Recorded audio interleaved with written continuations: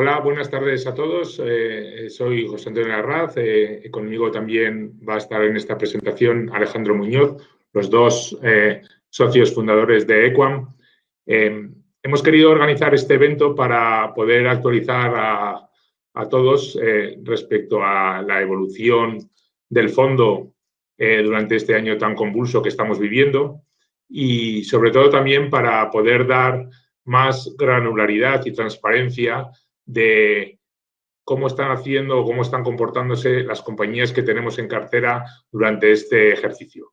Cómo se están comportando no solo desde el punto de vista financiero, sino también desde el punto de vista bursátil y sobre todo, pues, remarcar y enfatizar la gran discrepancia que vemos nosotros entre lo que es el comportamiento de las compañías desde el punto de vista financiero y de la evolución de sus negocios y lo que es la evolución bursátil en la evolución y el funcionamiento, el comportamiento de las acciones. Como espero todos recibís nuestras cartas trimestrales y ahí solemos dar bastantes explicaciones, pero en cualquier caso, pues hoy queríamos contaros de viva voz y sobre todo también que te podáis tener la oportunidad de hacernos todas las preguntas que consideréis oportunas. Vamos a hacer esta pequeña presentación y después dejaremos, como digo, el tiempo para que podáis preguntarnos. Entonces, entrando un poco ya en la presentación, el primer tema que queríamos comentaros era, primero, recordar que nosotros en el mes de marzo, cuando comenzó toda la crisis del COVID, hicimos un análisis muy detallado de todas las compañías que teníamos en cartera, hablando con todos los equipos directivos de cada una de estas compañías, y hicimos un análisis de cuál podía ser el impacto que podía tener la situación del COVID en cada una de estas compañías. Fruto de este análisis que hicimos, clasificamos las compañías de la cartera en tres grandes bloques, ¿no? Un primer bloque que considerábamos que eran compañías que no iban a estar afectadas o de una manera muy marginal por esta situación del COVID. Otro segundo grupo, que eran compañías que sí que se podían haber afectadas de forma temporal, pero que considerábamos que ese impacto no iba a ser muy sostenido en el tiempo y además que considerábamos que las compañías en cualquier caso tenían un balance fuerte y que no iban a tener riesgo de poder entrar en dificultades financieras. Y por último, estimamos que sí que había un pequeño grupo de compañías, concretamente 4, que sí que podían tener un impacto más fuerte como consecuencia de la crisis del COVID, bien porque estaban operando en negocios que sí que estaban muy afectados por esta situación del COVID, o porque estando en negocios que no estaban tan afectados, la situación del balance, que en una situación normalizada, pues hubiera podido aguantar de forma o sin problemas una crisis como la que estamos viviendo actualmente, o la situación tan fuerte que hemos vivido, pues suponía que el balance de estas compañías pues pudiera entrar en ciertas tensiones financieras y pudiera llevarles a una presión de capital, ¿no? En la filmina que mostramos a la izquierda podéis ver ese análisis previos que hicimos. Estimábamos que un 49% estaba dentro del primer bloque de compañías no afectadas, un 42% en las compañías afectadas, pero con carácter temporal, y un 9% en compañías que sí que estaban muy afectadas, ¿no? Bueno, ahora ya este análisis previo que hicimos en base a estimaciones y a las conversaciones que teníamos con los equipos directivos, pues podemos sacar conclusiones basadas más en la realidad y en los datos de las compañías, una vez que han publicado el tercer trimestre y, por lo tanto, ya hemos vivido 2 trimestres claramente impactados por la situación del COVID y en base también a las estimaciones y a las proyecciones que están haciendo los equipos directivos respecto a lo que pueden ser los resultados del año 2020, ¿no? Y en base a estos datos, pues la conclusión principal que sacamos es que en el análisis previo que hicimos en marzo fuimos excesivamente conservadores. Como podéis ver, el bloque primero de compañías que han estado poco afectados y, como comentaremos posteriormente, algunos incluso positivamente afectadas por esta situación, ha sido superior al que inicialmente habían estimado, llegando a un nivel del 56% frente al 49% que estábamos estimando, ¿no? Y, por lo tanto, el resto de las compañías que podían estar más afectadas, pues ha sido más pequeño del que estimábamos. Ya lo comentaremos posteriormente, pero el otro factor a remarcar y a destacar es que aquellas compañías que han estado más afectadas, pues no se han quedado quietas, han tomado una serie de decisiones empresariales que lo que le van a permitir es paliar el efecto de la crisis del COVID de una manera muy importante y, sobre todo, lo que nosotros creemos es que les va a permitir salir mucho más reforzados de esta crisis porque van a eliminar o quitarse grasa, van a conseguir reducir sus costes y sus estructuras de costes y, por lo tanto, en la medida en que el negocio vaya mejorando, que alguno de ellos ya está mejorando, pues les va a permitir mejorar su rentabilidad y mejorar sus niveles de beneficios respecto a lo que podían tener en el ejercicio 2019. Y una vez hecho este preámbulo, pues lo que queríamos era daros ejemplos y mostraros casos concretos de compañías dentro de la cartera y cómo han ido evolucionando durante este ejercicio 2020 y cuáles son las perspectivas que nosotros vemos en los próximos años. Muy bien, gracias, José Antonio. Bueno, ahora hemos dividido la cartera en 4 grupos, clasificando aquellas compañías, en primer lugar, aquellas compañías que han tenido una muy buena evolución operativa y que también han tenido una muy buena evolución en bolsa, y es un grupo en el que hemos ido progresivamente reduciendo nuestra exposición, pues un poco aprovechando la revalorización que hemos obtenido en estas compañías. Luego va a haber un segundo grupo de compañías que lo han hecho muy bien también, o no han estado en absoluto afectadas, pero sin embargo su cotización pues no ha reaccionado. Y entonces ahí también hemos empezado a subir el peso a lo largo del año. Hay un tercer grupo de compañías que sí han estado afectadas, pero que no tenemos ninguna preocupación sobre su evolución y estamos convencidos de que van a recuperarse, donde también hemos aumentado el peso. Y finalmente hay un cuarto grupo que son las empresas relacionadas con el sector del petróleo, donde, bueno, pues ha habido una caída muy fuerte de las cotizaciones y donde hemos mantenido o incluso aumentado un poco el peso, ¿no? Entonces, pasando al primer grupo de todos ellos, que son esas compañías que, bueno, pues tuvieron una muy buena evolución durante la pandemia y, bueno, la cotización pues ha reflejado esa evolución, ¿no?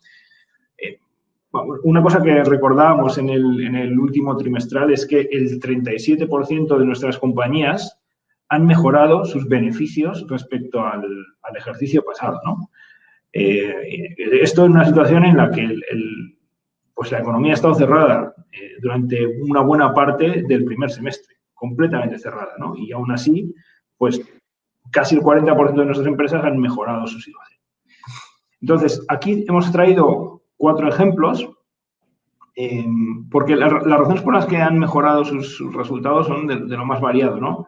Y en el primer caso, Arcus, que es una empresa escandinava que se dedica a comercializar bebidas alcohólicas, vino y bebidas de más alta graduación. Ellos venden estas bebidas alcohólicas a los monopolios de distribución que hay, especialmente en Noruega y en Suecia. Y, bueno, pues lo han hecho fenomenal porque estos monopolios realmente lo que tienen son tiendas al público y como la gente no ha podido salir de su casa y se ha cerrado el canal HoReCa, el canal de los restaurantes y de los bares, pues el consumo en las tiendas ha subido una barbaridad, ¿no? Entonces, han tenido un incremento de ventas pues muy considerable, del 25%. El vino en Noruega ha crecido un 60% y claro, pues sus resultados han sido excepcionales, ¿no? También esta compañía un poco se ha anunciado la fusión con Altia, otra compañía parecida finlandesa, y bueno, pues su evolución este año ha sido, como veis ahí, bastante buena, ¿no? Teníamos un 2,5 aproximadamente al principio del año y ahora hemos bajado el peso al 1,9. Hay otra compañía que es la siguiente, que es Hartmann, que ha tenido una evolución excepcional este año. Harman es una empresa que hace hueveras, con los que van los huevos, y ha aumentado la demanda de huevos durante el confinamiento de tal manera que sus beneficios pues prácticamente se han doblado. No habla de EBITDA, pero casi. Y esto ha sido pues una mezcla de que el aumento de la demanda ha hecho que las plantas estén funcionando a plena capacidad, el mix de precio ha mejorado y encima han tenido pues una pequeña ayuda de los precios del papel reciclado, que ha bajado. Pues bueno, la evolución de la compañía ha sido muy buena. Se une también a una tendencia estructural, que es una de las razones por la que esta compañía siempre nos ha gustado mucho, de sustitución de los envases de plástico por envases de papel reciclado, que hace que la demanda pues, tenga unas perspectivas muy buenas a medio plazo. Y, bueno, pues la evolución que ha tenido la compañía ha sido enorme, una subida enorme. Llevamos bastante tiempo invertidos y hemos ido aprovechando para bajar el peso, ¿no? SESA, una compañía italiana, como veis ahí, que tiene una capitalización de unos 1.400 millones, de la que hemos hablado ya varias veces.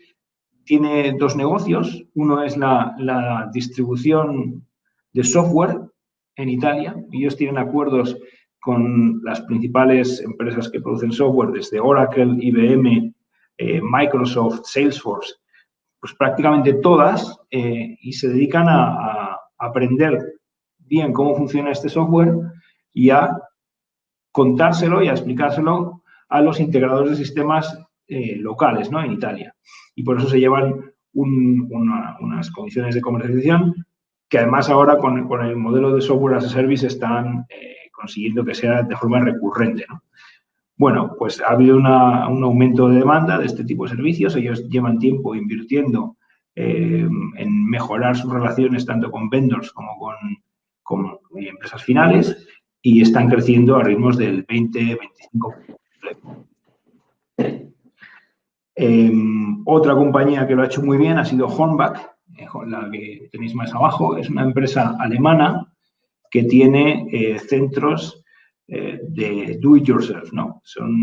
Es como el Leroy Merlin, donde la gente puede comprar cosas para mejorar su casa, pequeñas obras.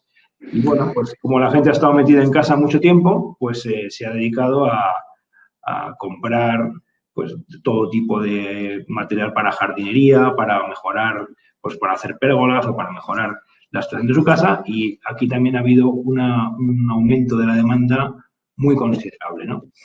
El beneficio pues también se ha doblado a lo largo de la pandemia y la cotización pues lo ha reflejado, ¿no? Entonces, bueno, esta compañía sigue, cada vez que ha hecho hace poco un anuncio en el que ha dicho que va a mejorar su beneficio aún más. Entonces, pues la cotización lo está haciendo muy bien y hemos ido también vendiendo poco a poco, ¿no?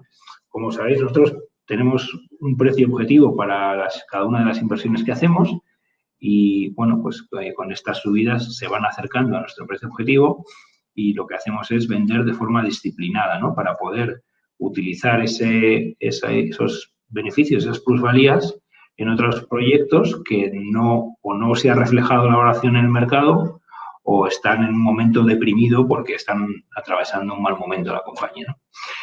Entonces, bueno, esto ahora mismo nos pesa un 8% de la cartera como os digo, aquí hemos bajado bastante el peso, ¿no? Si quieres, José Antonio, comenta la siguiente lámina, que es las compañías que no han subido.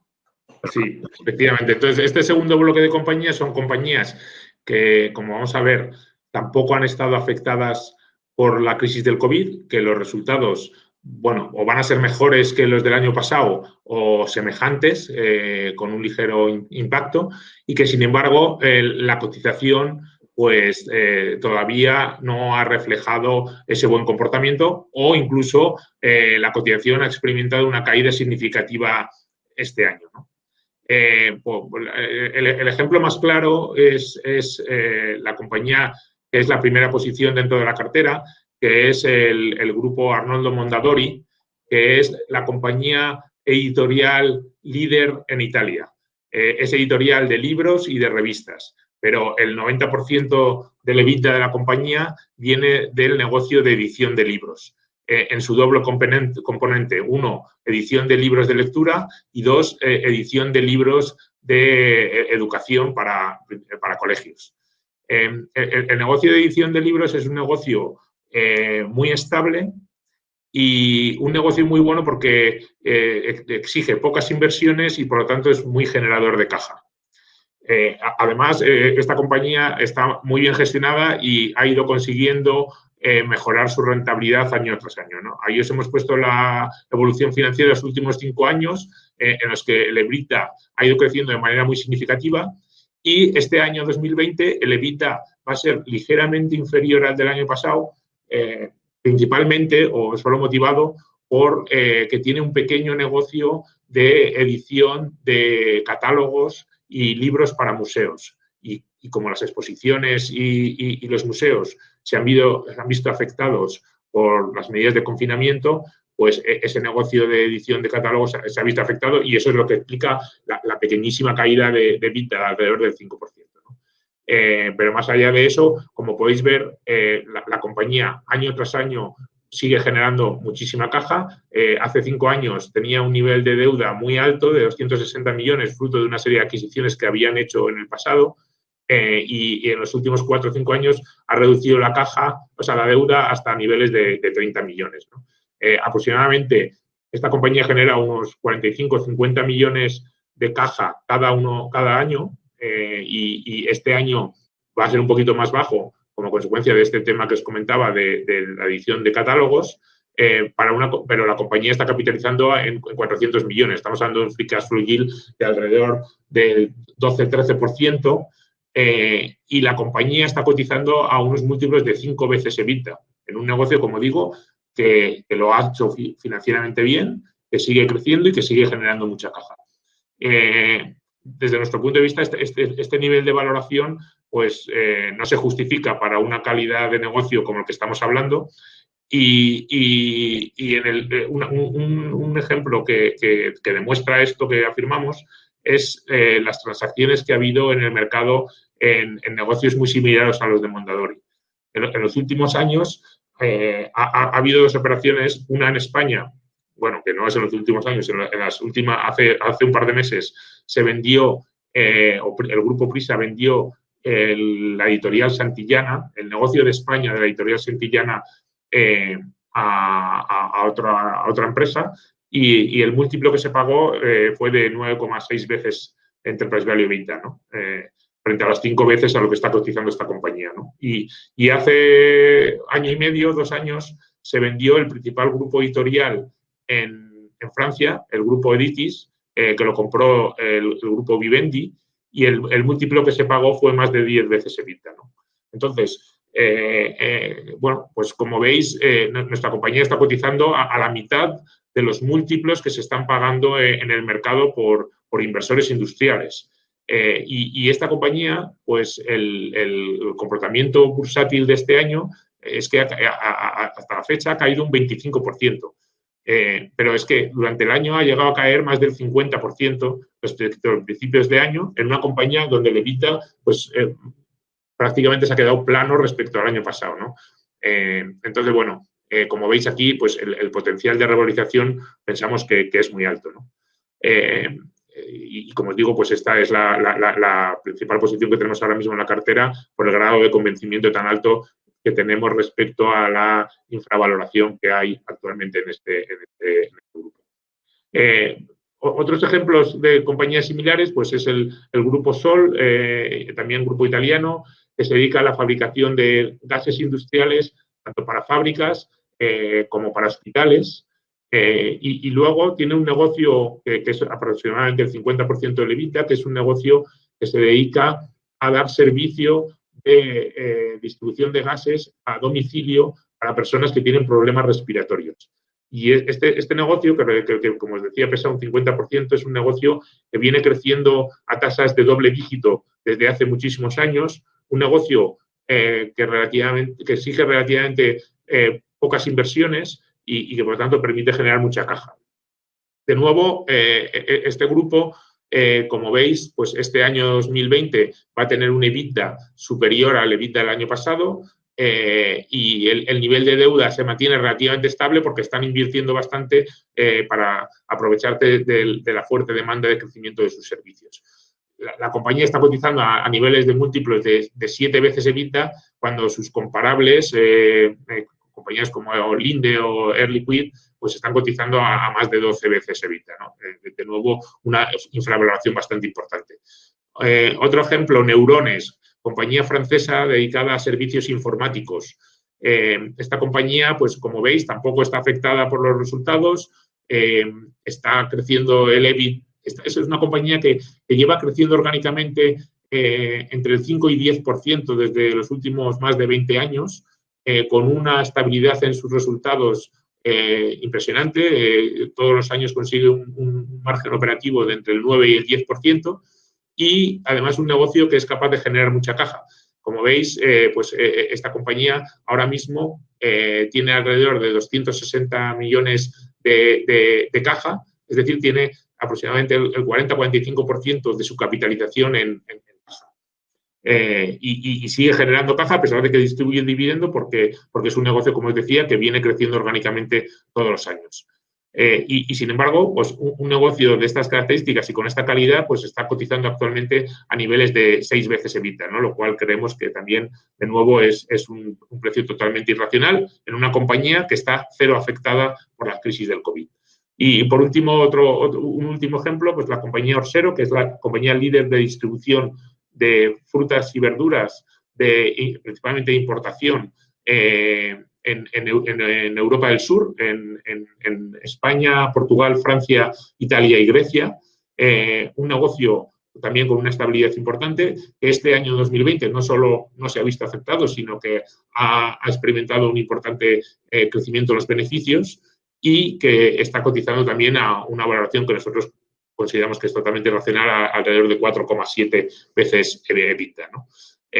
Bueno, estos son algunos ejemplos. Abajo os ponemos otras compañías de la cartera que están en la misma situación y que, en conjunto, este grupo de compañías ignoradas, que no están afectadas, cuyos resultados están siendo muy buenos este ejercicio 2020, y que están cotizando a unos múltiplos pues realmente muy bajos, ¿no? Porque están siendo ignoradas por el mercado, ¿no? Y otros ejemplos, pues tenemos ahí, por ejemplo, Smart Metering Systems, que es una compañía de instalación y gestión de contadores eléctricos en el Reino Unido, CGDIM, una compañía de software en Francia, pero que opera en toda Europa para médicos, hospitales y farmacias. Intertrust, una compañía holandesa que se dedica a dar servicios de gestión para fondos y para compañías de offshore.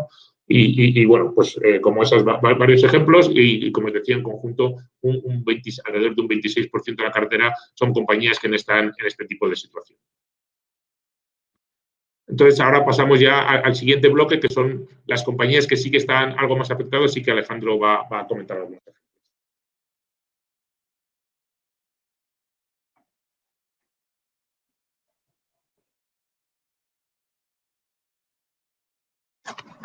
Como decíamos, la situación sí que ha afectado a algunas de nuestras compañías, como es evidente, pues el estar cerrada la economía durante meses donde la gente no ha podido salir a comprar, pues ha afectado a algunas de nuestras empresas, ¿no?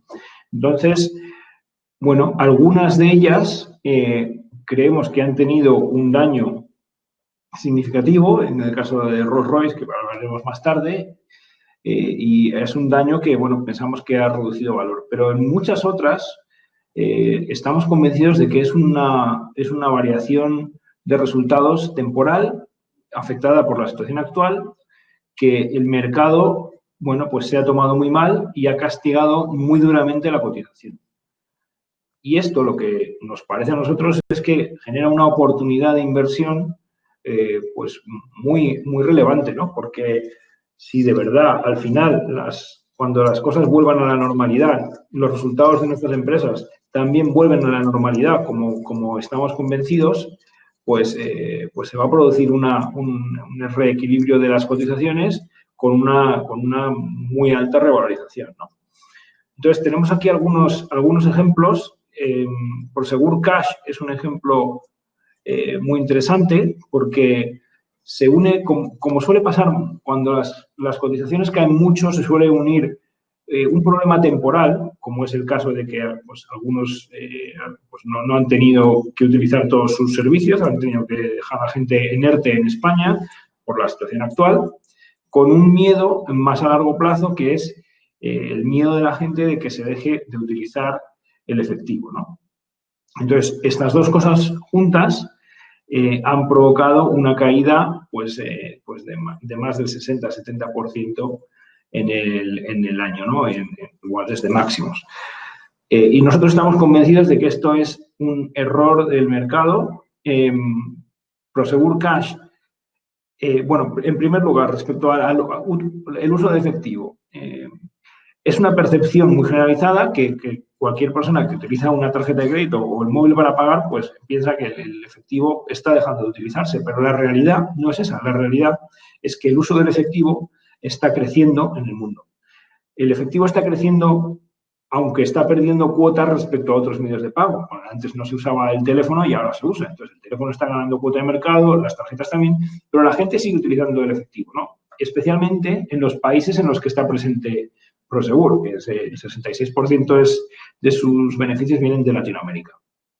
Entonces, esto no es algo que esté pasando en otros países más avanzados en este tema, como es Suecia o los países escandinavos, donde sí se ha reducido el uso de efectivo, se han dado cuenta de los problemas tan graves que hay cuando deja de usarse efectivo y solo se puede pagar con tarjeta en las zonas rurales, por ejemplo, o para la gente mayor, y están reintroduciendo el efectivo para resolver esos problemas. Con lo cual, estamos convencidos de que el efectivo se va a seguir utilizando y más en estos países en los que está Prosegur, ¿no? Pero el segundo problema es que se ha caído un poco sus beneficios y no ha sido tanto porque haya habido menos servicios. La caída orgánica ha sido entre el 10-12% en función de los distintos países. O sea, ha habido menos demanda de servicios de transporte de efectivo, pero principalmente lo que más le ha afectado ha sido la caída de las cotizaciones de la divisa argentina y brasileña, ¿no? Entonces, esto, claro, al consolidar en euros, pues Prosegur consolida algo que vale un 25% menos, ¿no? Ese ha sido el efecto divisa en lo que llevamos de año en Latinoamérica, un 25%. Entonces, claro, el impacto a corto plazo es inmediato. Al bajar la valoración de la divisa, la consolidación en euros cae directamente, pero lo que nosotros hemos estado viendo es que Prosegur siempre ha sido capaz de recuperar esas caídas en euros con subidas de precios a nivel local, ¿no? Entonces, incluso eso ya lo estamos viendo porque el crecimiento orgánico en esas zonas donde ha caído tanto la divisa, pues es positivo. A pesar de que Argentina ha estado cerrado durante mucho tiempo y ha tenido un confinamiento muy severo, pues el crecimiento orgánico ha sido del 6% en Latinoamérica. Y ha sido positivo, en parte, por subidas de precios, principalmente, ¿no? Que compensan la caída de valor en euros. Entonces, esto lleva siendo una constante desde los últimos 20 años y estamos convencidos de que lo va a seguir siendo, porque la gente sigue necesitando transportar efectivo. Cuando hay inflación, como es el caso de Argentina y Brasil, pues cada vez hay que transportar más billetes, con lo cual Prosegur siempre es capaz de recuperar en euros lo que ha perdido por la devaluación. Entonces, entonces entra en juego la valoración. O sea, nosotros no estamos en absoluto preocupados por la recuperación de los beneficios de Prosegur, tanto estructuralmente como puntualmente por la recuperación de lo que se ha perdido por la divisa y por la pequeña caída orgánica derivada del COVID. Y lo que nos encontramos es una compañía que está cotizando a una valoración pues que es ridícula. O sea, es una compañía que tiene 1,8 veces deuda EBITDA, o sea, no tiene mucha deuda, y que ha generado en estos 9 meses 120 millones de caja, un flujo de caja de 120 millones, cuando la compañía, en 9 meses, cuando la compañía vale 1.600. 1.600, no, 1.300, perdón, vale 1.300. Entonces, o sea, en 12 meses en los que estamos totalmente afectados por la pandemia y por la devaluación, está cotizando a más de 12% de free cash flow yield. Entonces, pensamos que esto es ridículo, que se va a recuperar la generación de caja por estas razones que yo explicaba y que la valoración se tiene que normalizar, ¿no? Entonces, creemos que es una oportunidad única. Y, bueno, pues hemos aumentado el peso. Tiene ahora un peso relevante en nuestra cartera. Algo parecido, pues, pero lo increíble es que esta compañía, en un entorno como el actual, pues ha seguido generando mucha caja, 120 millones de euros, ¿no? Que ha dedicado en parte a hacer adquisiciones y en parte también pues, a pagar dividendo. TACT es otra compañía que también ha tenido un sufrimiento pues, relevante. En el segundo trimestre las ventas le cayeron un 20%. TACT se dedica es un distribuidor mayorista de productos para oficinas y para fábricas, pero no son bienes industriales, sino, bueno, consumibles que necesitan las fábricas y las oficinas. Y, bueno, pues tiene unos inventarios muy grandes en sus almacenes y lo que, bueno, pues que cuando hay épocas malas como la actual, en la que las ventas efectivamente le han caído un 20% en el segundo trimestre y ya está cayendo en el tercer trimestre menos, o sea, se está ya notando una recuperación, bueno, pues lo que hacen es reducir inventarios y generar mucha caja, con lo cual son capaces de resistir las crisis sin ningún problema, ¿no? Sin ninguna tensión de liquidez. Bueno, pues igualmente pensamos que esta compañía, en cuanto las fábricas se pongan a funcionar, los almacenes necesitarán pues, estanterías y productos para gestionar sus inventarios, pues volverá a vender, ¿no? Y se producirá una recuperación fuerte. Y mientras tanto, hemos estado en una compañía que no ha tenido ningún riesgo de quiebra porque ha seguido generando más caja incluso que en los periodos anteriores, ¿no? Y por último, pues Navigator, ¿no? Otro ejemplo más, una compañía que es líder. Navigator hace papel, el papel que utilizamos en las oficinas y en casa, y Navigator es la empresa más eficiente del sector, es la que tiene los costes más bajos. Entonces, bueno, al llegar la pandemia, el consumo de papel ha bajado, el precio del papel ha bajado y ellos han tenido que cerrar las fábricas y han visto cómo se reducían sus beneficios, lógicamente. Sin embargo, ya se está notando otra vez la recuperación y, bueno, pues han generado también caja, más caja este año que el año pasado, ¿no? Por circulante, ¿no? Por reducción de circulante. Entonces, bueno, pues aquí igualmente vemos que en el momento en que empiece a recuperarse la actividad económica, volverán a crecer los volúmenes, los precios se normalizarán y pues la compañía volverá a su nivel de valoración razonable. Y es una constante que estamos viendo, pues como veis ahí en algunas otras empresas, RHI Magnesita, Mighty, que ha hecho una ampliación de capital y se ha quitado toda la deuda durante este periodo. Entonces, hay una serie de compañías en las que vemos unas oportunidades de fácilmente doblar y en algunos casos triplicar el valor actual, que han quedado totalmente despreciadas por el mercado y en nuestra opinión de una manera completamente injusta, ¿no? Entonces, bueno, respecto a este apartado de la compañía, de la cartera, pues tenemos unas expectativas pues muy positivas, ¿no? De recuperar y mucho más que recuperar lo que hemos perdido este año, ¿no? José Antonio, si quieres hablar del petróleo. Sí, bueno, tenemos otra parte de la cartera que son compañías relacionadas con el sector del petróleo. Tenemos dos bloques, unas que son compañías directamente expuestas y que realizan servicios en el sector del petróleo, que representan alrededor de un 10% de la cartera, y luego otro 4% de compañías que no realizan servicios directamente para el sector, pero sí están expuestas a la situación del precio del petróleo, ¿no? En conjunto, pues estamos hablando de un 14% de la cartera. Entonces, dos comentarios importantes respecto a este bloque. El primero es que nosotros mantenemos una visión más optimista en relación al consumo y a la demanda de petróleo de lo que actualmente se percibe en el mercado, ¿no?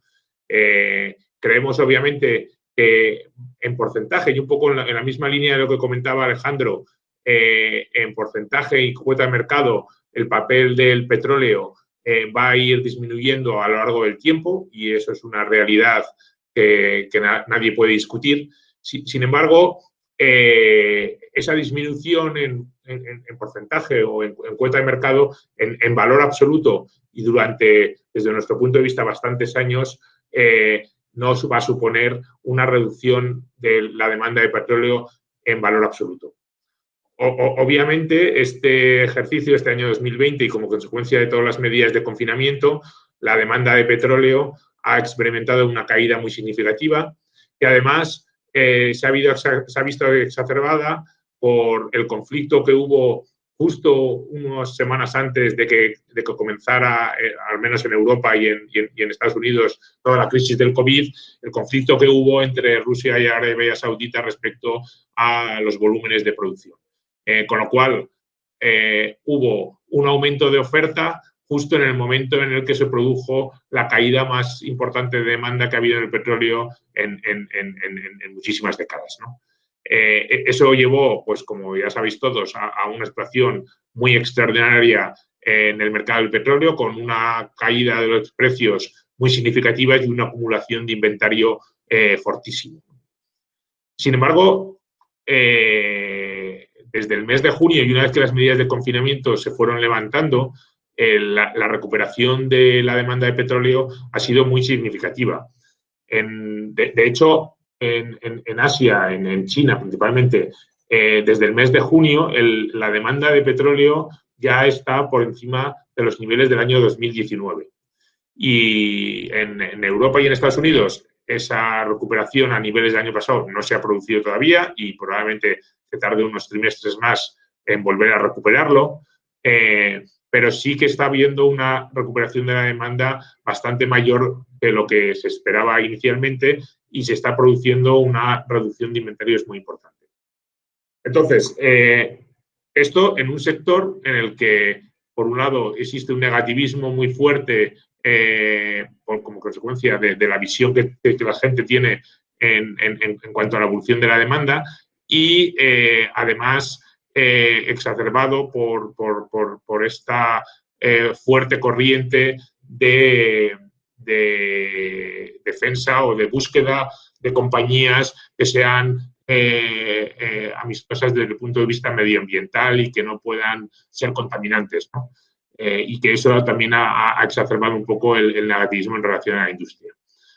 Lo cual ha llevado a que las cotizaciones de las compañías relacionadas con el petróleo pues hayan experimentado una caída muy fuerte durante este año, y desde nuestro punto de vista pues ha llevado a las valoraciones de las compañías a una situación que no es sostenible en el tiempo y que están excesivamente castigadas, ¿no? Y por eso mantenemos esa posición importante o relativamente importante dentro de la cartera. Sin embargo, a la hora de invertir dentro del sector, lo que hemos querido es tener un conjunto de compañías que tienen dos peculiaridades importantes. Una, primero, que tienen una estructura de balance muy fuerte. Es decir, si podéis ver, de las 5 compañías que tenemos expuestas al sector, 4 de ellas no tienen deuda, y no solo no tienen deuda, sino que tienen una posición de caja neta muy importante, que representa una parte significativa de la capitalización de la compañía. Estamos hablando de que la caja que tienen en balance pues representa entre un 12 y un casi 40% de la capitalización de la compañía. Y luego la segunda característica de las compañías que tenemos en este sector es que se trata de compañías con una estructura de costes muy variable, con pocos costes fijos y que les permiten adaptarse de manera bastante flexible a los cambios que puede haber en la demanda de sus servicios. Y todo eso hace pues, que en un año como este, del año 2020, que ha sido excepcionalmente malo para las compañías del sector, pues todas estas compañías hayan conseguido no quemar caja, o sea, generar caja operativa positiva, ¿no? Lo cual pues es bastante destacable en una situación, como comentábamos, tan complicada como la que han vivido estas compañías. Entonces, todo eso hace que, aunque nosotros somos positivos respecto a la evolución del sector y creemos que las valoraciones están muy castigadas, lo que no sabemos o lo que no estamos seguros, porque nadie lo puede saber, son los tiempos en los que se va a producir esa recuperación, ¿no? Sin embargo, como estamos en este tipo de compañías que tienen este balance tan fuerte y que son capaces de adaptar su estructura de costes de una manera tan flexible a la evolución del sector, pues eso nos hace tener mucha tranquilidad porque la espera es buena y estamos convencidos de que ninguna de estas compañías van a entrar en problemas financieros. Solo por destacar una de ellas, por ejemplo, Frank's International, que es una compañía de servicios petrolíferos, que es la segunda que mostramos en la filmina. Es una compañía que actualmente capitaliza 480 millones. Es una compañía que tiene el 40% de su capitalización en caja, o sea, tiene una caja de alrededor de 200 millones. Y es una compañía, para que tengáis un orden de magnitud, que hace unos años generaba 400 millones de beneficios operativos, de EBITDA. Insisto, 400 millones de EBITDA y capitaliza 490 millones. Obviamente, nosotros no estamos esperando que esta compañía vuelva a generar 400 millones de EBITDA, porque también es verdad que esos resultados se consiguieron en años excesivamente extraordinarios en el sector, pero sin embargo, a poco que pueda conseguir mejorar sus resultados de la situación actual, pues creemos que esta valoración de 480 millones, ¿no? Donde, insisto, alrededor de 200 son caja, y donde no está quemando caja, pues la capacidad de revalorización es muy fuerte, ¿no?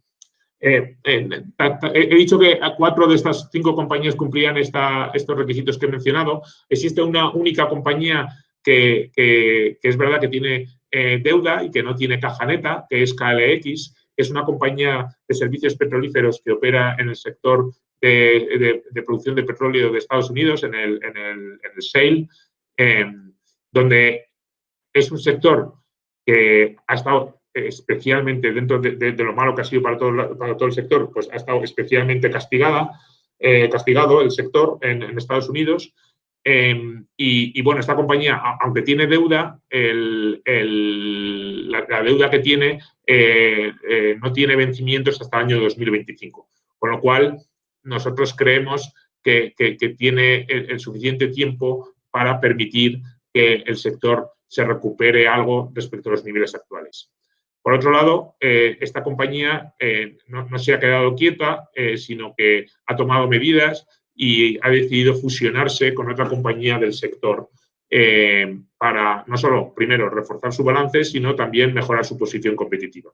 Porque lo que nosotros creemos es que en el sector shale de producción de petróleo en Estados Unidos, lo que va a producirse es un proceso de consolidación muy importante, donde va a haber pequeñas compañías que van a desaparecer o porque van a entrar en problemas financieros importantes y van a quedar algunos grandes grupos a los que nosotros creemos que KLX puede ser uno de ellos, que se hagan reforzados a medida que la situación del sector vaya mejorando.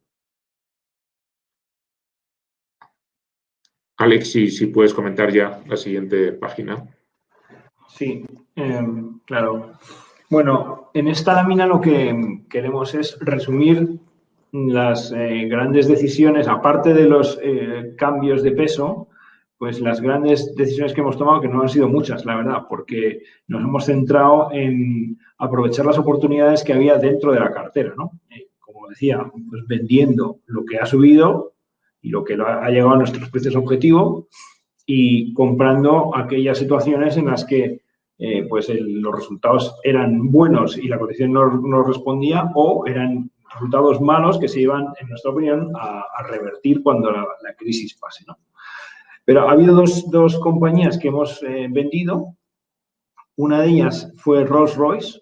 Rolls-Royce es la compañía que teníamos en cartera que más afectada estaba por la crisis, ¿no? Rolls-Royce, bueno, tiene 3 divisiones, una de defensa, que trabaja para los aviones de defensa, y eso no estaba afectado.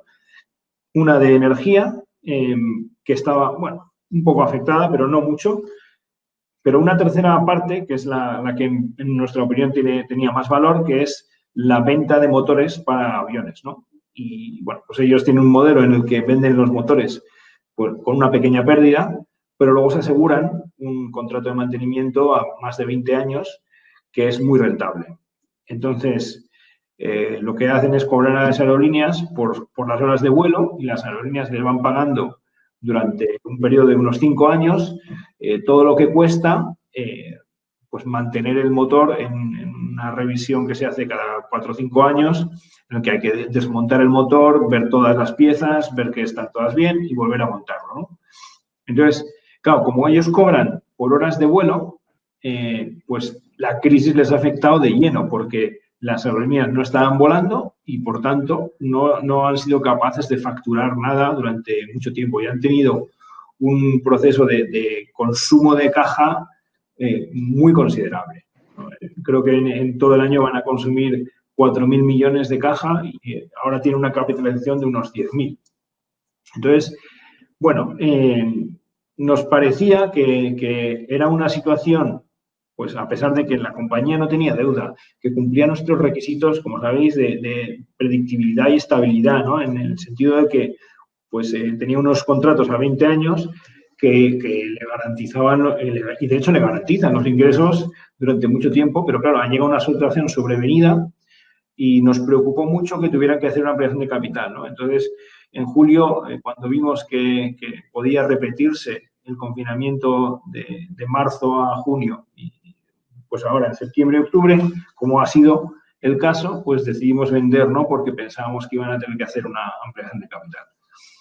Entonces, después de que vendiéramos, anunciaron la ampliación de capital, levantaron 2.000 millones de libras y la verdad es que después de la ampliación de capital, pues lo ha hecho bien la empresa, ha empezado a recuperar y yo creo que eso un poco confirma que habíamos identificado bien el negocio, pero bueno, nos salimos porque realmente el daño que se hace en el proceso de ampliación de capital y la dilución que nos habría producido habría sido muy considerable, ¿no?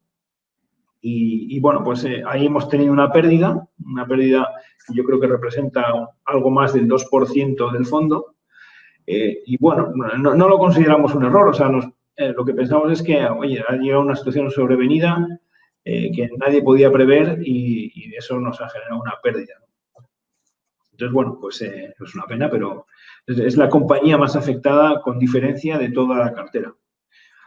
Y luego hay una segunda compañía que también hemos vendido, que es Engels Cascolan, pero en este caso ha sido un poco por lo contrario, porque es una empresa que nos encantaba, tenía, bueno, pues unos proyectos de crecimiento, tiene colegios en Suecia, y en Suecia, como hemos contado otras veces, pues los colegios los paga el Estado mediante un cheque escolar. Entonces, esto es un colegio privado, pero que lo paga el Estado. Y bueno, pues por tanto tiene asegurada la capacidad adquisitiva de sus clientes, ¿no? Tiene asegurado que van a seguir pagando durante los próximos años. No tenía deuda, tenía capacidad de crecimiento, estaba abriendo 4 colegios al año y estaba baratísima, a 5 veces y media EBITDA. Pero ha llegado un inversor privado y ha hecho una OPA. Entonces, nosotros inicialmente no nos gustó el precio. Bueno, es que no nos gustó el precio ni inicialmente ni después. Intentamos hablar con ellos. Bueno, hubo una mejora de precio y al final vimos que todo el mundo estaba decidido a acudir a la OPA y nosotros no queríamos quedarnos en una posición ilíquida. Entonces decidimos vender y acudir a la OPA. Entonces, bueno, nos ha ido bien, hemos obtenido una prima de más del 20% en la OPA, pero bueno, nos ha dejado con un sabor agridulce porque pensábamos que las perspectivas de la compañía eran muy buenas, la valoración era muy baja y, bueno, pues no nos ha quedado más remedio que venderlo. Bueno, pesaba algo más de un 4% en la cartera y hemos podido reinvertir el resultado de esta OPA en otras compañías como las que hemos descrito antes, ¿no? Que ahora están teniendo un comportamiento realmente bueno, ¿no?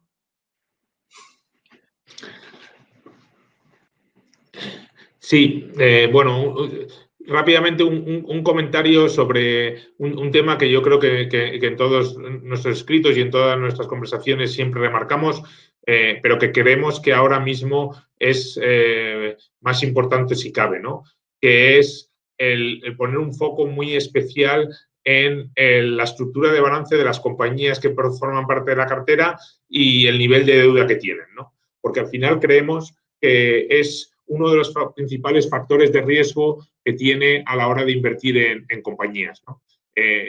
Uno puede, como comentábamos antes en el bloque de compañías del sector de petróleo, uno puede tener convencimientos respecto a una tesis, una evolución futura del sector, o puede tener un convencimiento sobre la capacidad de una compañía de reestructurarse, pero sin embargo, lo que es difícil acertar son los tiempos, ¿no? De cuándo va a ocurrir algo, ¿no? Y por eso mismo creemos que el tener una estructura de balance fuerte pues es vital y es muy importante para evitar riesgos de que las compañías entren en problemas financieros. Luego, por otro lado, además, y como estamos viendo y hemos visto este año, pues siempre vienen eventos no previstos que uno no puede tener en cuenta y que lo que pueden hacer es que una compañía que en una situación normalizada tenga una estructura de balance fuerte y no tenga riesgos, pues pueda, como consecuencia de esta situación extraordinaria, entrar en problemas financieros, ¿no? Entonces, más que nunca, como decía, estamos poniendo un foco muy especial en la estructura de balance de las compañías en las que invertimos y, como podéis ver, pues la cartera en su conjunto tiene un nivel de apalancamiento muy bajo. De media estamos hablando de 0,8 veces deuda neta EBITDA y si vemos un poco las compañías en detalle, pues aproximadamente un 30% de las compañías en cartera tienen caja neta, como hemos visto, por ejemplo, en las compañías del sector petróleo, que todas ellas tienen caja, o la compañía francesa Neurones, que hemos mencionado antes, etcétera, ¿no? Y luego del resto de las compañías que tienen deuda, pues prácticamente todas tienen un apalancamiento por debajo de 3 veces deuda neta EBITDA, ¿no? Solo hay 3 compañías que tienen un apalancamiento algo por encima de ese nivel de 3 veces, que consideramos razonable, y en esos 3 casos se trata de compañías que nosotros creemos que por el modelo de negocio que tienen, que es poco intensivo en capital y muy generador de caja, pues justifica que puedan tener ese apalancamiento un poquito mayor, ¿no? Entonces, como os decía, más que nunca, un foco muy especial en la estructura de balance de las compañías que forman parte de la cartera.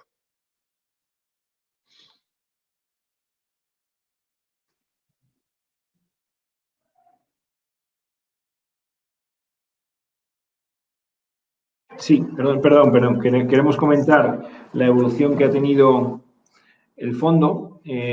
Como veis ahí, bueno, esta es la evolución desde que lanzamos Equam. Y la verdad es que llevábamos 5 años en los que pues estábamos relativamente contentos, habíamos batido al índice en 2 puntos anuales. Bueno, a pesar de que 2008 pues tampoco fue un año bueno, pero luego en 2019 pues hicimos un 27%, y en conjunto pues los resultados eran relativamente buenos porque estábamos batiendo a los índices, ¿no? Pero 2020 ha sido pues un año en el que el fondo lo ha hecho peor que el índice. Hay una serie de factores que creemos que influyen en esto. Es primero la exposición al petróleo. El petróleo nos ha restado rentabilidad. También la libra y las empresas inglesas han tenido un comportamiento quizás peor que el resto del mercado europeo. Y finalmente, bueno, pues no sé, la gente se ha refugiado en empresas que consideraban muy seguras, porque eran tecnológicas o porque tenían un tamaño muy grande, y esas empresas lo han hecho muy bien, pues SAP, Louis Vuitton, L'Oréal, Richmond, son empresas que lo han hecho fenomenal, pero, bueno, muy grandes, y las nuestras lo han hecho peor. Entonces, hay un gran contraste, en nuestra opinión, entre los resultados de nuestra cartera, que, como os hemos comentado, pues en general han sido muy buenos, con crecimientos de beneficio, incluso en esta situación, con el comportamiento en bolsa, ¿no?, que ha sido bastante negativo.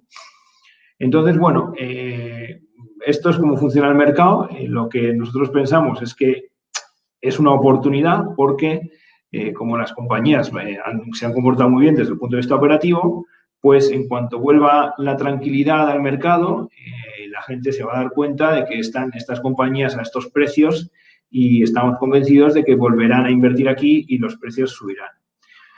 Ya se ha empezado a ver, porque la recuperación de Equam respecto al mínimo que hizo en marzo, pues ha batido al índice, ¿no? Como no puede ser de otra manera, porque con la calidad de nuestras compañías y la valoración tan baja que tenemos, pues lógicamente tiene que hacerlo bien, ¿no? Y como veis ahí, pues ha subido de mínimos un 45% frente al 39 y pico del MSCI Europe.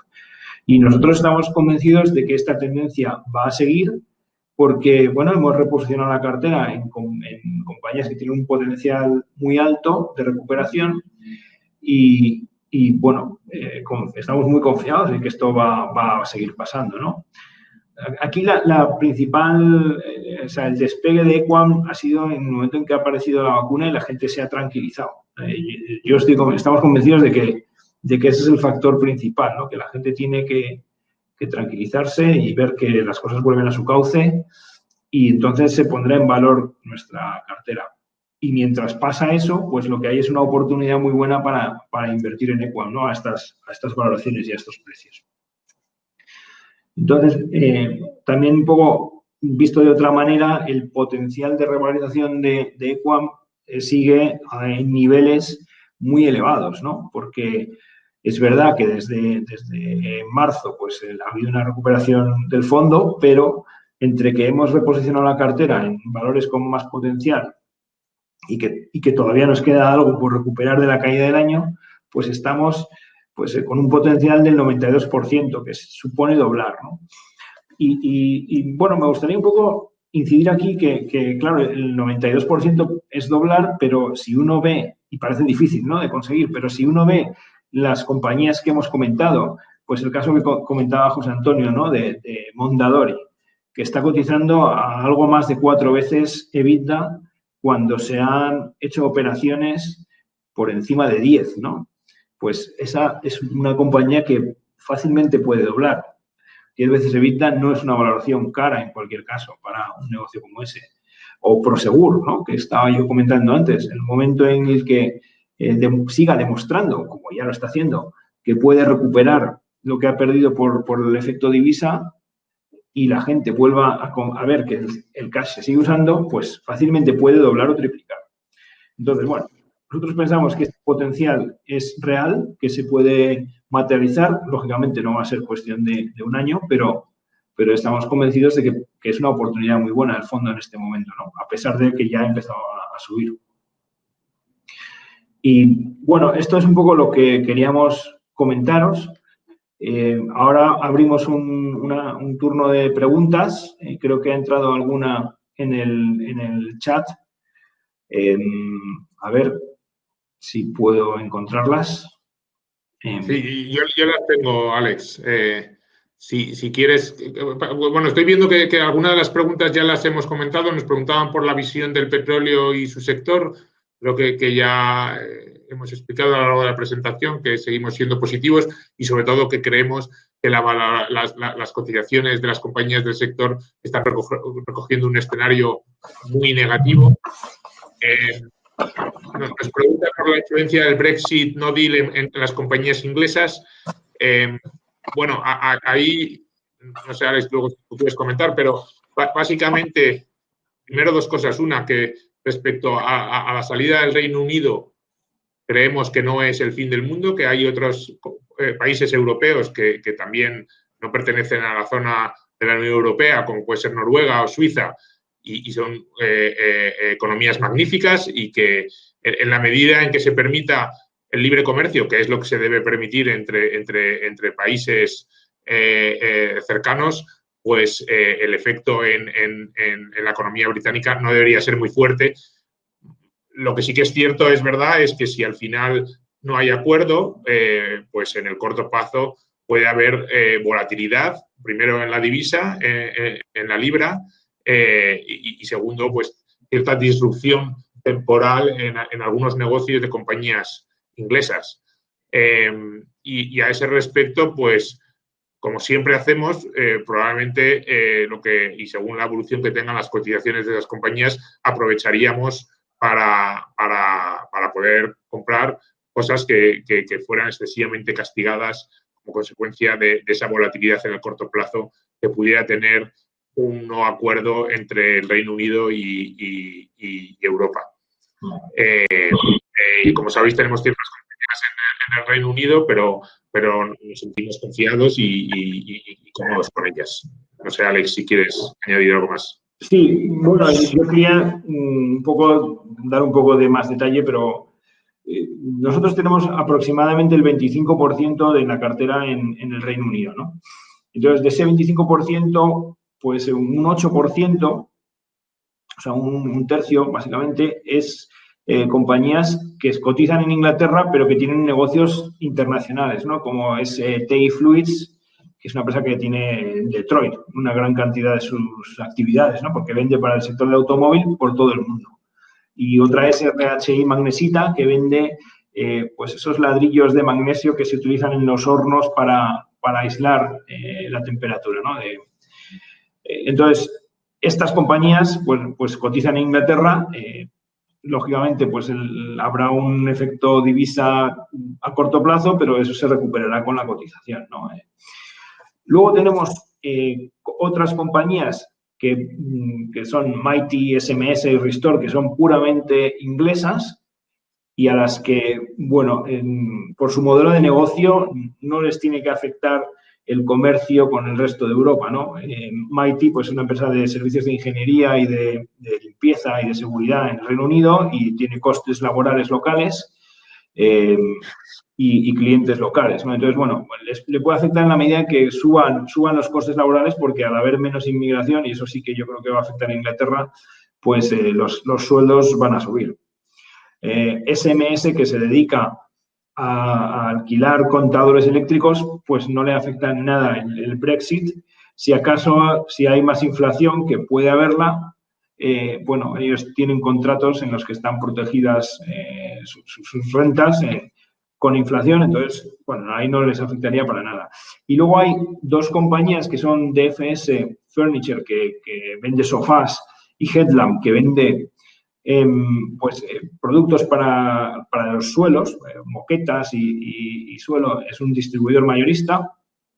Y bueno, estas dos compañías sí que tienen un nivel de comercio internacional relevante, porque DFS compra parte de sus sofás fuera, Headlamp compra los materiales fuera de Inglaterra, y bueno, ahí podía haber una cierta, bueno, disrupción, ¿no? Pero en principio, como decía José Antonio, aquí lo que pensamos es que cualquier disrupción sería temporal y volverían a produciría una oportunidad de inversión, ¿no? en estos casos.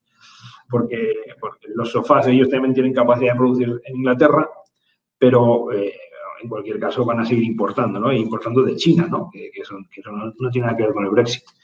Entonces, bueno, un poco eso por dar un poco de detalle, ¿no? Lo que diría es que un tercio de las compañías que tenemos en Inglaterra son de negocio internacional, un poco más de un tercio es negocio puramente local, que no le tiene que afectar el Brexit, y dos compañías que representan aproximadamente el 4,5-5%, pues que a lo mejor tienen un problema a corto plazo, o no lo tienen, pero podrían tenerlo, pero que creemos que sería algo absolutamente temporal, ¿no? Y otra pregunta es KLX, y bueno, realmente KLX, ha hablado ya José Antonio de ella, KLX, la empresa de petróleo del Shale, que es la única que no tiene que no tiene una posición de caja neta. Y como ha comentado José Antonio, bueno, no es la situación en la que nosotros queremos invertir. Como sabéis, uno de nuestros criterios es comprar compañías que no tienen ningún riesgo de quiebra. Y esta compañía, por la situación sobrevenida, pues ha pasado de tener un EBITDA muy fuerte y una posición de liquidez muy fuerte en la que estaba comprando otras empresas del sector a tener un EBITDA pues que es cero y un flujo de caja que en el último trimestre ha sido ligeramente negativo, en los 2 últimos trimestres.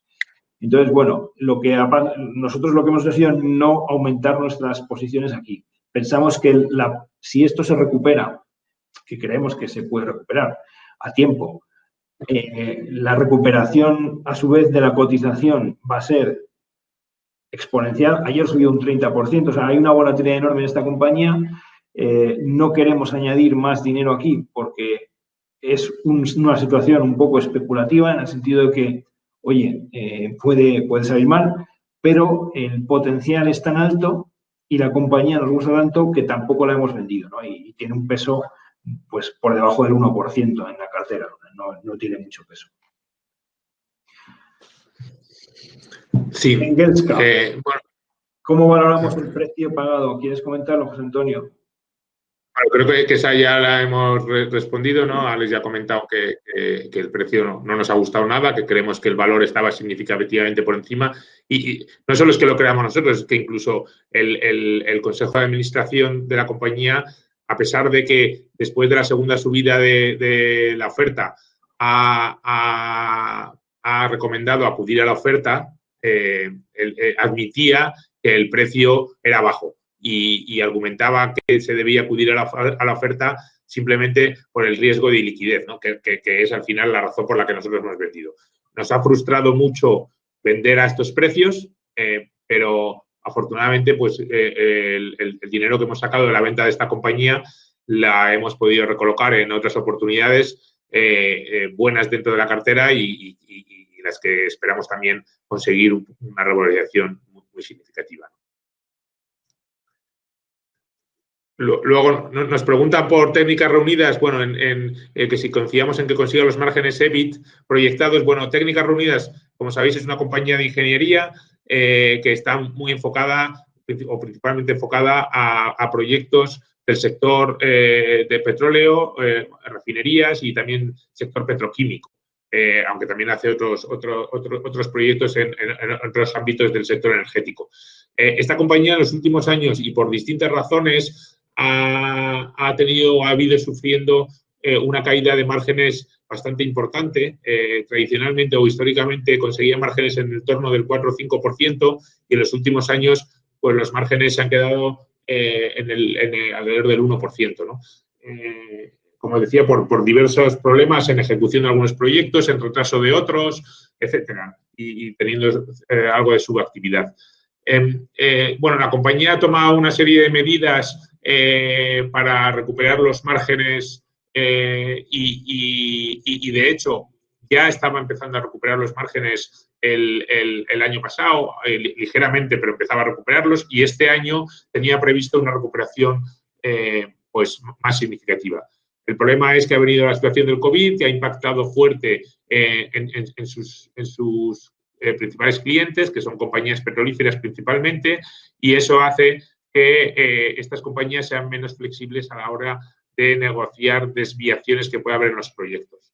Y eso, junto con una serie de costes adicionales derivados del COVID, porque ha habido retrasos en el proceso de ejecución de los proyectos como consecuencia de que determinados técnicos no podían acudir a las obras para continuar con la ejecución de las obras, pues ha llevado a que de nuevo este año los márgenes que vaya a conseguir la compañía se vuelvan a quedar a niveles bajos.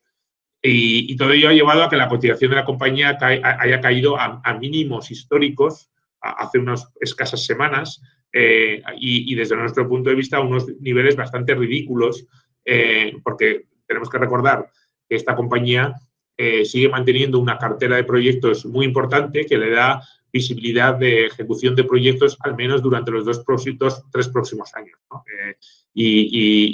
Bueno, y nosotros sí que pensamos que los márgenes se van a empezar a recuperar y ni siquiera es necesario que vuelvan a recuperarse a los niveles del 4,5 o 5% que tenía históricamente, sino que o incluso a unos niveles más bajos, pues creemos que a la cotización actual de la compañía el potencial de revalorización es bastante importante.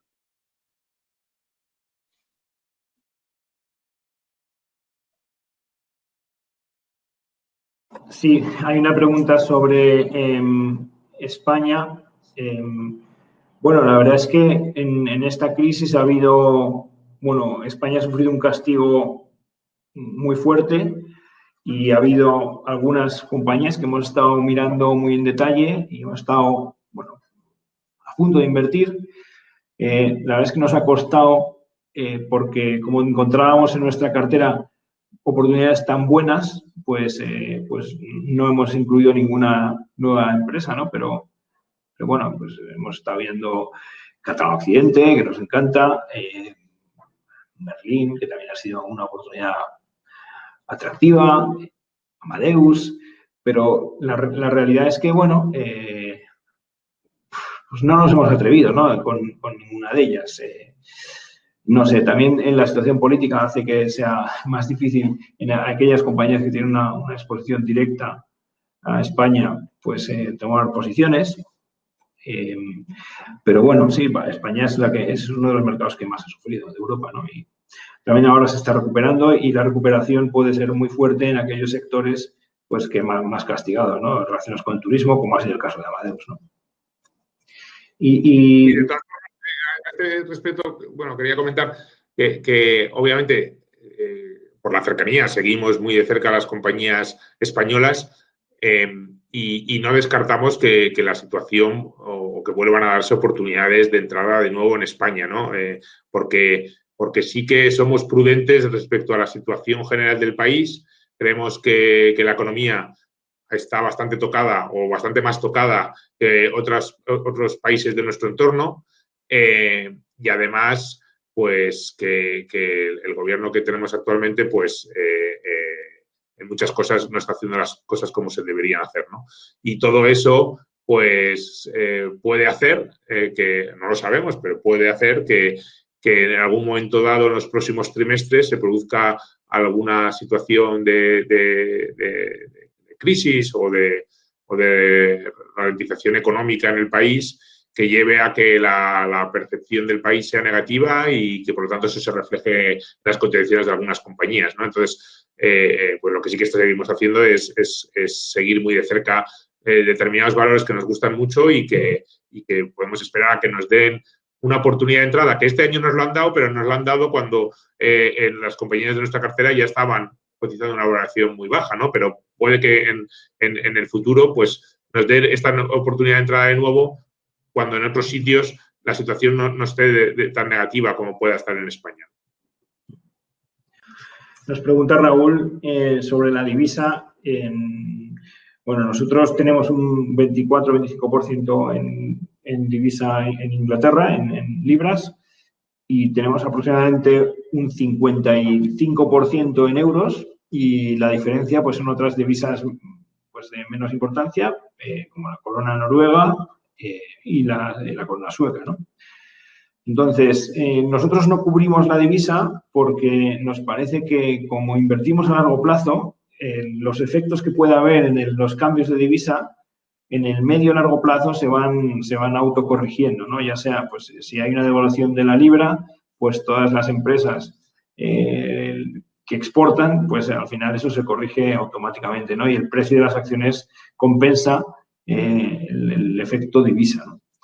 Entonces, no lo cubrimos porque, bueno, para eso también tendríamos que tener una opinión y la verdad es que nos parece muy difícil tener una opinión sobre la divisa, ¿no? Sobre qué va a pasar con la libra, ¿no? Si hay un acuerdo o no hay un acuerdo. Incluso aunque lo haya o no lo haya, pues es que no sabemos qué va a pasar a medio o largo plazo. Y pregunta también alguien qué evolución esperamos para la cartera en los próximos años. Bueno, insistimos aquí de que el potencial que vemos en la cartera es muy alto.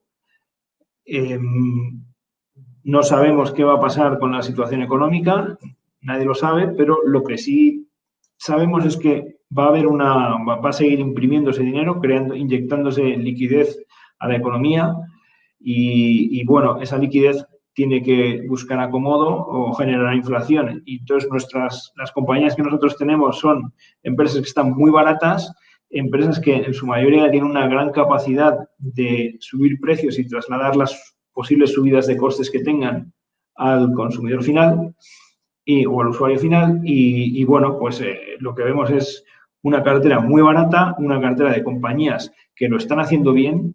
O sea, no son compañías baratas porque todas tengan problemas, son compañías baratas que en muchas de ellas están presentando crecimientos muy saludables.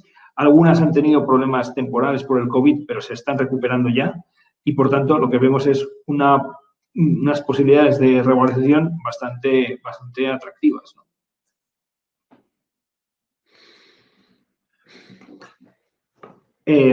Bueno, y hay una última pregunta sobre las compañías que tenemos en la lista de espera. Bueno, nosotros tenemos unas 400 empresas que hemos estado viendo estos años, que no están todas en la lista de espera y a la vez mantenemos pues una presión ahí de análisis, pues normalmente de otras 5 o 6 empresas o 10 que podrían entrar en cualquier momento y que algunas de ellas lo van a hacer en los próximos meses. Y bueno, creo que no hay más preguntas, ¿no?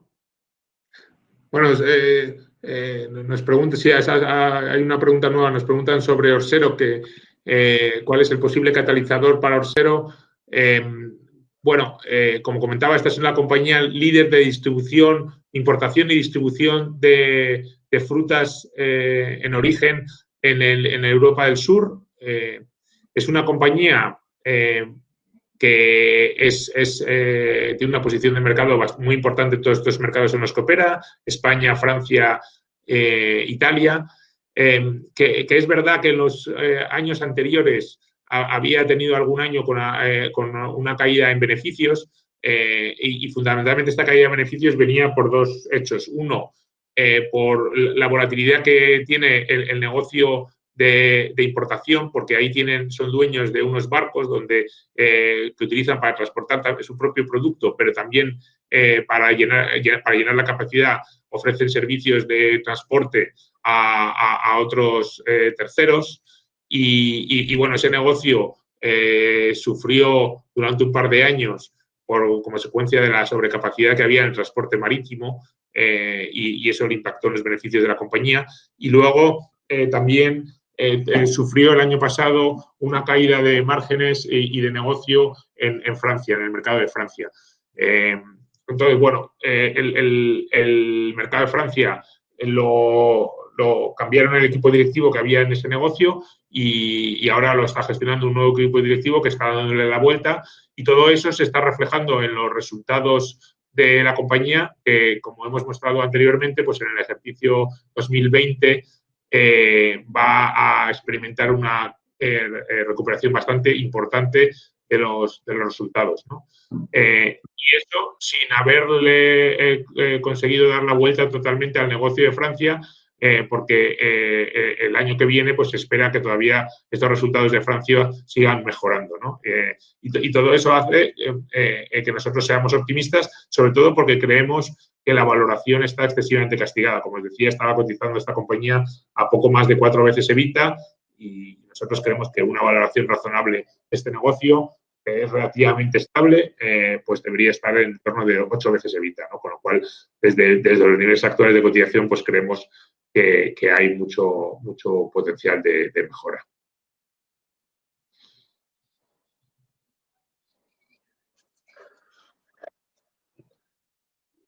Bueno, pues yo creo que con esto ya hemos respondido todas las preguntas. Agradecer a todos el habernos escuchado hoy. Creemos, como siempre decimos, que la transparencia y el poder transmitir este tipo de información a los inversores es muy importante, porque más allá de lo que se puede ver en la evolución de la cotización del fondo, pues detrás es muy importante recordar que hay compañías, negocios, y que como hemos intentado transmitir hoy, pues esos negocios no lo hacen tan mal como puede reflejar a veces las caídas en la cotización. Más a lo contrario, que las empresas siguen funcionando bien, que las empresas cuando tienen impactos reaccionan y que la cartera en su conjunto pues está cotizando a un nivel de valoración que nosotros consideramos muy atractivo y eso nos hace ser muy optimistas de cara al futuro y respecto a la evolución en los próximos trimestres o años del fondo, ¿no? Y creemos que es una oportunidad interesante de inversión. Entonces, nada, muchas gracias a todos y en cualquier caso, como siempre, estamos a vuestra disposición. Podéis contactarnos por correo electrónico o llamarnos por teléfono y estaremos encantados de resolver vuestras dudas. Muchas gracias a todos.